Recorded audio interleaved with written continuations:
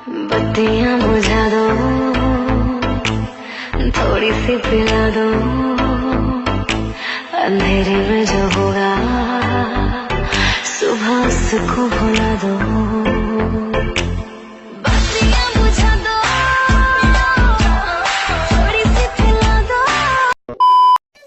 আম্মা ওই মেয়ে যেন আমার সামনে না আসে, ওকে আমার একদমই সহ্য হচ্ছে না। আম্মা তুমি বিয়ে করার জন্য আমাকে বলেছো, হ্যাঁ আমি বিয়ে করেছি, কিন্তু আমার ওকে একদমই সহ্য হচ্ছে না। তোমরা কেন বুঝতে পারছো না? হ্যাঁ ও যেন আমার আশেপাশে না আসে। ওই কাইয়া মেয়েটাকে তুমি বলে দিবা ও যেন আমার আশেপাশে না থাকে।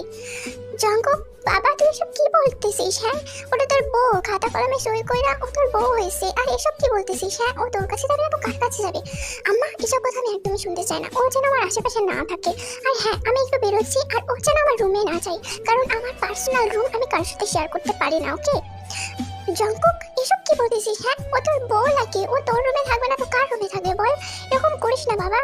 আম্মা আমি একটা কথা শুনতে চাই না, ওকে তোমাদের একটা কথা শুনতে চাই না। তোমাদের জোর জবরদস্তিতে আমি বিয়ে করেছি, কিন্তু ওকে আমি বউ বলে কোনোভাবে মানতে পারবো না। ওকে এটা বলেই জঙ্কুক গটগট করে বাড়ি থেকে বেরিয়ে যায়। তে উপর থেকে জাঙ্কুকের সব কথাই শুনলো।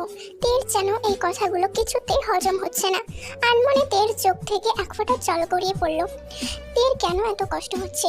কারণ যেদিন জাঙ্কুক আর তের বিয়ে হয়েছে সেদিন রাতেই তো জাঙ্কুক তেকে বলে দিয়েছে যে তেকে সে কিছুতেই বউ হিসেবে মানতে পারবে না।